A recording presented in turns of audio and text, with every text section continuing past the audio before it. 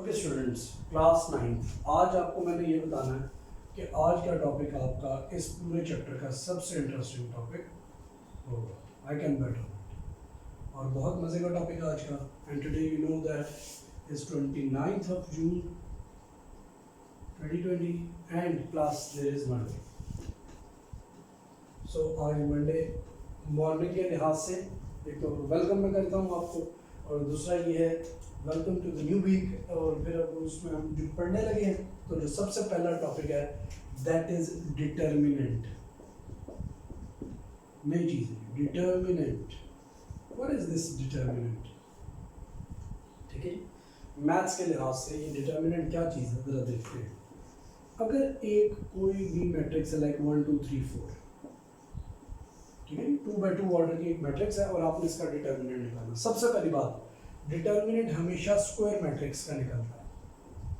कौन सी मैट्रिक्स का निकलता है? Square matrix. इसके अलावा किसी भी मैट्रिक्स का डिटर्मिनेंट नहीं निकलता। पहला पॉइंट टू पॉइंट है, ठीक है जी, that determinant is only be taken for the square matrices. ठीक है जी, आपके लेवल पर उसने 2x2 ऑर्डर दिया है, 3x3 ऑर्डर, 4x4 ऑर्डर दिए ही नहीं। ठीक है जी, अब डिटर्मिनेंट निकालने का क्या तरीकेकार होता है ज़रा देखिएगा। डिटर्मिनेंट क्या चीज़ होती है और इसको निकालने का क्या फ़ायदा है, क्या रीज़न है, वो मैं भी आपको बताता हूँ। इसे आप डेट ऑफ ए भी लिख सकते हैं। पहली बात, डेट ए, और ए के साथ दो बार्स भी लगा सकते हैं। ये दोनों काम कर सकते हैं। पहले बता रहा हूँ, ऐसे भी लिख सकते हैं और ऐसे भी लिख सकते हैं। यहाँ इसको ऐसे लिख लें, लेकिन जब आप डेट ऑफ ए लिखेंगे तो अगली बात ये याद रखिएगा कि मैट्रिक्स की स्क्वायर ये जो आ रही है ना निशान, ये बदल जाएंगे और सिर्फ बार्स लगेंगे। क्या लगेंगी? बार्स लगेंगे। अब या इसे ऐसे लिख लें या ऐसे लिख लें, इन दोनों बातों में कोई फर्क नहीं। ठीक है, ऐसे नहीं लिख सकते। अक्सर बच्चे ये गलती करते हैं, डेट ए भी लिख देते हैं, साथ ये भी लिख देते हैं, गलत। या तो लिखेंगे वर्ड डेट ए, या फिर क्या लिखेंगे, डेट का मतलब डिटर्मिनेंट, या मॉड का साइन लगाएंगे, इसे साइन ऑफ मॉड कहते हैं।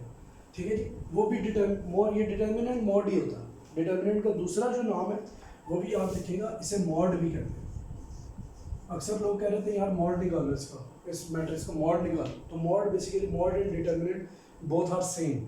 ठीक है, ये कंफ्यूजिंग वर्ड्स हैं जो यूज़ किए जाते हैं ताकि आप परेशान हो। बात एक ही, डिटर्मिनेंट ऑफ ए। और दूसरी बात, जब भी डिटर्मिनेंट लेंगे तो आपने ये बार लगानी स्क्वायर मैट्रिक्स से बार के अंदर आप कन्वर्ट किए। अब डिटर्मिनेंट होता क्या है, देखिए बहुत ईजी। डिटर्मिनेंट ये होता है कि सबसे पहले आपका ये लेफ्ट डायगोनल मल्टीप्लाई होता है, आपस में इंट्रीज मल्टीप्लाई होती है, यानी कि 1 मल्टीप्लाई हो जाता है 4 से, माइनस राइट डायगोनल मल्टीप्लाई होता है 2 मल्टीप्लाई हो जाता है 3 से। जो भी ये नंबर आता है ये डिटर्मिनेंट कहलाता है, -2। अगली बात समझ। अच्छा, एक और बात जरा सुन लीजिएगा, वो बहुत ज़बरदस्त बात है। वो ये है कि डिटर्मिनेंट तो ये आपने निकाल लिया। अक्सर बच्चे ये भी गलती करते हैं कि जब ये वाला स्टेप कर रहे होते हैं तो तब भी मॉड लगा देते हैं। ये भी मैंने एरर देखा पेपर में, इसमें मॉड लगा ना ना ना, ख़त्म हो गया मॉड। जब आप यहाँ से इस सिचुएशन में चले गए कि आपने इसको और इसको मल्टीप्लाई कर लिया, सो तब मॉड नहीं लगेगा। जस्ट नंबर मल्टीप्लाई होंगे और ये आंसर आ जाएगा -2। ठीक है, तो ये मॉड की ज़रूरत क्यों पेश आती है, तो वो मैं अभी आपको ज़रूर बता दूँ। देखिए, अगर मैं आपको कहूँ ना इसका एडिटिव इन्वर्स निकालना है इस मैट्रिक्स का, तो आप क्या निकाल देंगे, आप तमाम एंट्रीज को कर देंगे -1 -2 -3 -4। लेकिन मल्टीप्लिकेटिव इन्वर्स ऐसे नहीं निकलता। जैसे वैसे किसी भी नंबर का मल्टीप्लिकेटिव इन्वर्स क्या होता है, 4 का मल्टीप्लिकेटिव इन्वर्स होता है 1/4, 2/5 का मल्टीप्लिकेटिव इन्वर्स है 5/2, उल्टा कर दो। ठीक है जी, लेकिन मैट्रिसेस में मल्टीप्लिकेटिव इन्वर्स ऐसे नहीं निकलता कि आपने इसका मल्टीप्लिकेटिव इन्वर्स निकालना है तो आप सोचें जी 1/1, 1/2, 1/3, 1/4 करेंगे तो मल्टीप्लिकेटिव इन्वर्स निकलेगा। नहीं, जैसे मैंने आपको बताया था ना कि एडिशन के रूल्स डिफरेंट हैं। ठीक है जी, एडिशन बड़ी सिंपल होती है, अगर ऑर्डर मिल रहा हो तो ऐड होता है, ऑर्डर ना मिल रहा तो ऐड नहीं होता। ठीक है, लेकिन मल्टीप्लिकेशन के रूल्स बिल्कुल डिफरेंट है। ऑर्डर सेम नहीं भी होता तो मैट्रिसेस मल्टीप्लाई कर जाती है। कैसे? उसकी कंडीशन ये नहीं, उसकी कंडीशन ये है कि फर्स्ट के कॉलम सेकंड की रोज के बराबर होनी चाहिए। सेम वही बात इधर है कि जब आप मल्टीप्लिकेटिव इन्वर्स निकालते हैं तो इसके रूल्स एडिशन वाले नहीं हैं। हाँ, अब बात आती है कि हमें मॉड की या डिटर्मिनेंट की ज़रूरत पेश क्यों आती है, किस चीज़ को निकालने के लिए, मल्टीप्लिकेटिव इन्वर्स को निकालने के लिए। What is the formula for multiplicative inverse. अगर ए एक मैट्रिक्स है और आप उसका मल्टीप्लिकेटिव इनवर्स निकालना चाहते हैं तो फार्मूला होता है adjoint of A over mod of A. Okay, ये फार्मूला होता है जी adjoint of A over mod of A. अब ये एडजॉइंट का ये नई चीज है, ये भी मैंने आपको सिखानी। मॉड ऑफ ए आपने सीख लिया, देख लें मॉड ऑफ ए यानी कि डिटर्मिनेंट ऑफ ए क्या निकल चुका है -2। किसी भी मैट्रिक्स का इनवर्स अगर आपने निकालना है तो आपको ये प्रोसेस करना। क्लियर होगी बात? अच्छा जी। और कोई भी मैट्रिक्स इनवर्स कब होती है ये भी मैं आपको बताऊंगा। अब ये वो वाली बात आ जाएगी जो मैं आपको कह रहा था ना कि मैट्रिसेस कम्यूटेटिव बिल्कुल भी नहीं होती, लेकिन एक कंडीशन में होती है। ठीक है, वो जो एक कंडीशन में होती है ना, जो मैं बार बार पिछले लेक्चर्स में कहता रहूँ, वो अब आपको समझ आएगी इस बात के बाद। अब जरा आ जाइए जी इनवर्स के फॉर्मूले पे और फिर इससे रिलेटेड दो बातों पे, वो भी मैं बताता हूँ। हमने इनवर्स का फॉर्मूला भी क्या पढ़ लिया, that is adjoint of A over mod of A. और हमारे पास मैट्रिक्स थी ए क्या बोला 1 2 3 4। और मज़े की बात, हम अभी थोड़ी देर पहले इसका मॉड निकाल चुके हैं विच इज़ -2। अब अगली बात रहेगी इसका एडजॉइंट निकालना। ठीक है जी, ये वर्ड होता है एडजॉइंट। ठीक है, ये पूरा वर्ड क्या होता है adjoint. What is adjoint of A, ये कैसे निकलता है? एडजॉइंट ऑफ ए बहुत इजी होता है।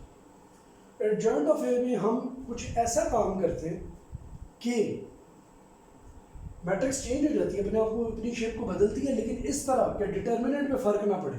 कैसे? ये दोनों अपने प्लेसेस चेंज करते हैं 4 1, और ये दोनों अपने साइंस चेंज कर देते हैं, इसे एडजॉइंट कहते हैं। ये मैट्रिक्स है, इसका एडजॉइंट किया क्या, ये इन्होंने प्लेसेस चेंज। और दोबारा से मॉड निकाल के देखो जरा, 4 × 1 -2 × -3 क्या बनेगा 4 माइनस ये +6 हो जाएगा, आंसर फिर भी -2। आगे बात समझ। एडजॉइंट इस तरीके से डिजाइन किया गया है कि डिटर्मिनेंट स्टिल अभी इस मैट्रिक्स का वही निकलेगा, डिफरेंट नहीं निकलेगा। आगे बात समझ। ऐसा क्यों किया जाता है, अब ये लंबी बहस है, ये अभी आपको इस लेवल पे समझ ही है, ये बैचलर्स के लेवल पे इसकी डिटेल है कि हम ऐसा क्यों करते हैं। ठीक है, तो उस तफसील में भी पढ़ने की ज़रूरत नहीं है। मेन बात ये है कि एडजॉइंट ऑफ ए आपको निकालना हो गया। अब हम निकालते हैं इनवर्स। यहाँ पे इनवर्स का पूरा मेथोडोलॉजी मैं अब आपको समझा दूँ। अगर आपको पेपर में कहा जाए जी मल्टीप्लिकेटिव इनवर्स निकाला है, ठीक है कि मल्टीप्लिकेटिव इनवर्स कैसे निकलेगा, आप लिखेंगे A inverse is equals to adjoint of A over mod of A. What is adjoint of A here? Adjoint of A की वैल्यू आ चुकी है 4 1 -2 -3 ऐसी, और मॉड क्या आ चुका है, देखिए तो मॉड नीचे डिवाइड हो रहा है विच इज -2। अच्छा, डिवीजन में दो बातें हैं, या तो ऐसे लिख लें जैसे ये लिखा है, नहीं तो दूसरा तरीका क्या है कि मल्टीप्लाई करके 1/2 एक ही बात। वो क्यों लिख रहा हूँ, इससे ज़रा मैथमेटिक्स की रूप से मुझे बात बताएं। अगर लिखा हो adjoint of A over mod of A, तो क्या ये ऐसे नहीं लिखा जा सकता? चलिए मैट्रिक्स ना भी बनाए, कोई फर्क है इस चीज में? जैसे एग्जांपल के तौर पर लिखा हो 2/3, तो 2/3 को अगर मैं लिख दूँ 1/3 मल्टीप्लाई बाय 2, तो दोनों चीज़ों में कोई फर्क है? ये भी 2/3। ठीक है, तो फायदा क्या होगा आपके लिए, मल्टीप्लाई करना इजी होगा, क्योंकि आपने डिवाइड का तो कोई ऑपरेशन पढ़ा ही नहीं है ना, मल्टीप्लाई का पढ़ा और प्लस माइनस का पढ़ा। अब आप क्या करेंगे, -1/2 को अंदर शिफ्ट कर देंगे। ठीक है, इस स्टेप के बाद ये स्टेप आ गया, ये हो जाएगा जी 4/-2 -2/-2 -3/-2 एंड 1/-2। फर्दर मोर अगर मैं इसे सॉल्व करूं तो ये मैट्रिक्स क्या बन जाती है, ये मैट्रिक्स बन जाती है जी that is -2, that will be 1, that will be minus खत्म हो जाएगा 3/2 एंड दैट विल बी -1/2। ठीक है जी, ये मैट्रिक्स बन गई। अब आपको इंटरेस्टिंग स्टोरी सुनाता हूँ जो आज से पहले आपने नहीं सुनी। हमने पढ़ा था कहानी, मैं आपको समझाने लगा सर, और फिर हम जब इस एक्सरसाइज को करेंगे तो उसमें हमने ये सब कुछ करना है। एक और काम भी है, वो भी आपको सिखाऊंगा। अच्छा, कहानी ये समझानी है कि ए मैट्रिक्स क्या थी, 1 2 3 4, ए इनवर्स क्या निकला, -2 1 3/2 -1/2। मैं आपके लिए कहता हूँ कि ए इनवर्स यही पे निकालें आप। ए को अपने ए इनवर्स के साथ क्या करें, मल्टीप्लाई करें, साइड पे इधर दोनों को इकट्ठा लिख लेते हैं क्योंकि मैंने उधर फौरन ख़त्म भी करना है।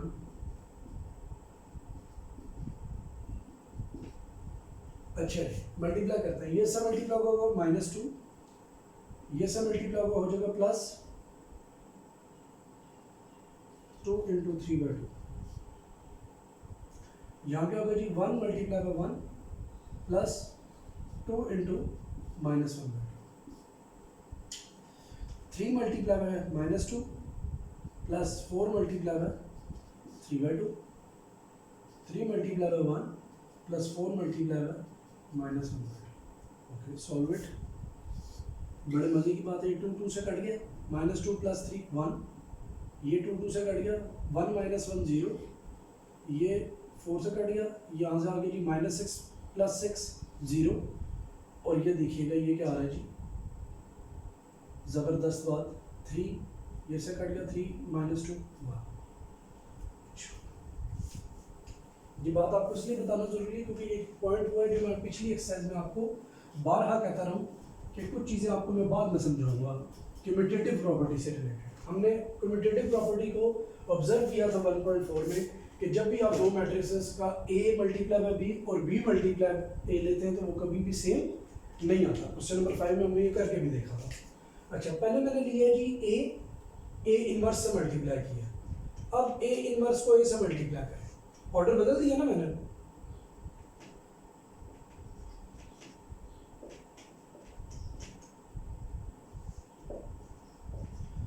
करते हैं जी मल्टीप्लाई कर लेंगे।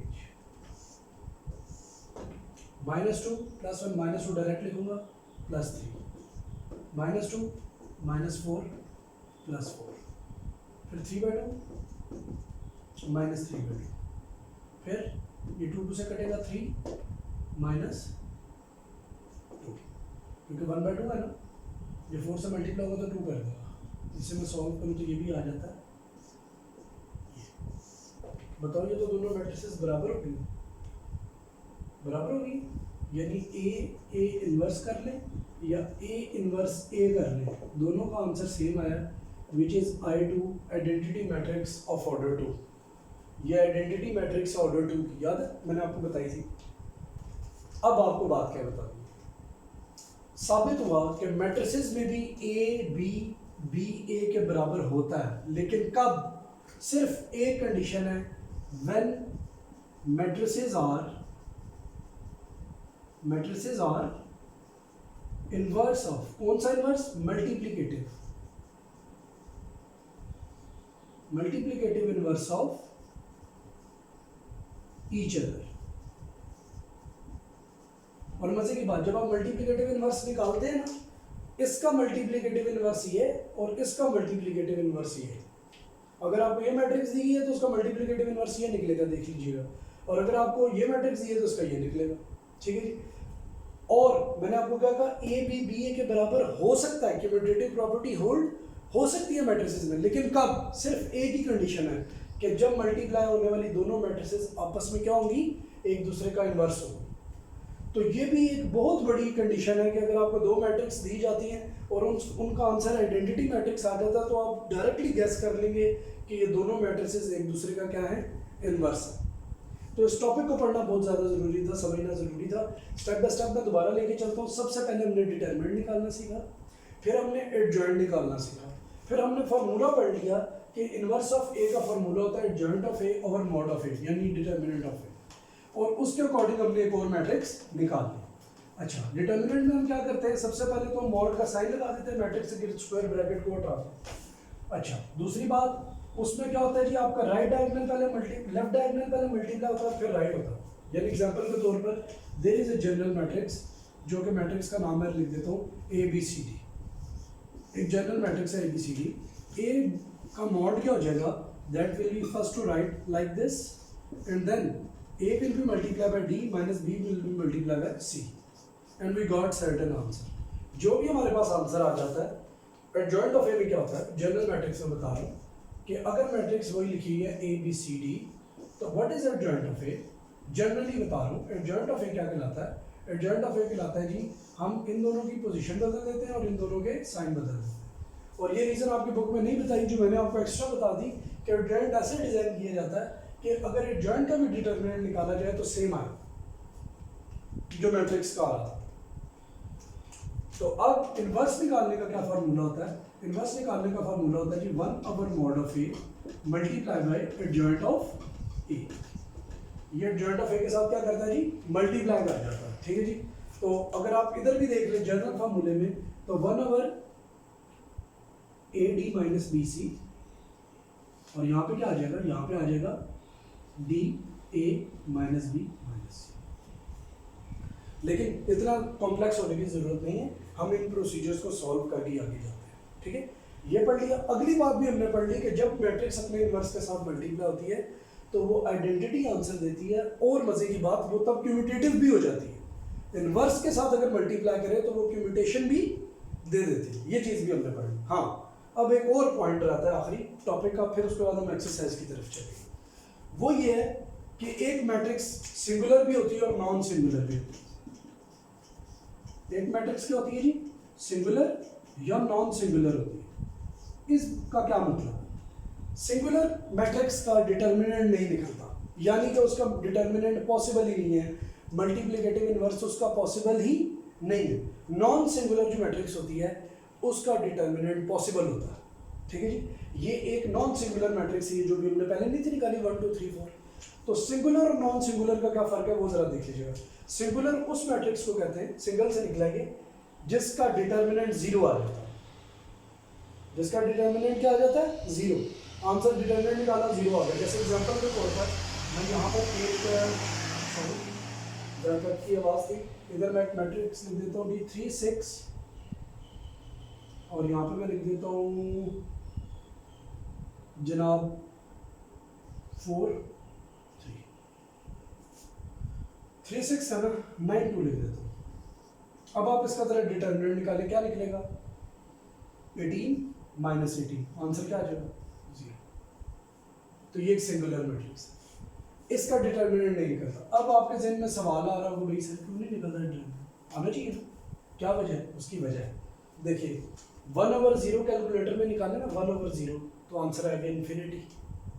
आंसर क्या आ जाएगा, इन्फिनिटी। तो आप इस मैट्रिक्स को 0 के साथ डिवाइड ही नहीं कर सकते, सारी वैल्यूज क्या हो जाएंगी इन्फिनिट, तो मैट्रिक्स निकलेगी नहीं। इसलिए सिंगुलर मैट्रिक्स का डिटर्मिनेंट नहीं, और सिंगल मैट्रिक्स का डिटर्मिनेंट तो 0 होता है लेकिन इसका इन्वर्स नहीं निकलता। और जो नॉन सिंगुलर होती है उसका क्या होता है, वही फर्दर आगे चलती है और हम उसका जो है वो मल्टीप्लिकेटिव इन्वर्स निकालते हैं। अक्सर शरारत दी जाती है कि उन्होंने पेपर में आपको सिंगुलर मैट्रिक्स दे देते हैं और साथ लिख देते हैं फाइंड इट्स मल्टीप्लिकेटिव इन्वर्स। वो उसमें ये जज करना चाह रहे थे कि बच्चे को सेंस भी है कि नहीं। तो जो ही आप उसका डिटर्मिनेंट निकालें और वो 0 आ जाए तो आप साथ ही कहेंगे भाई this matrix is singular, its determinant can not be find out. तो इस पूरी एक्सरसाइज में यही सारे काम है जो नेक्स्ट वीडियो में मैं आपको बताऊंगा। अभी मैंने आपको एक्सप्लेनेशन सारी कर दी है। So thanks students.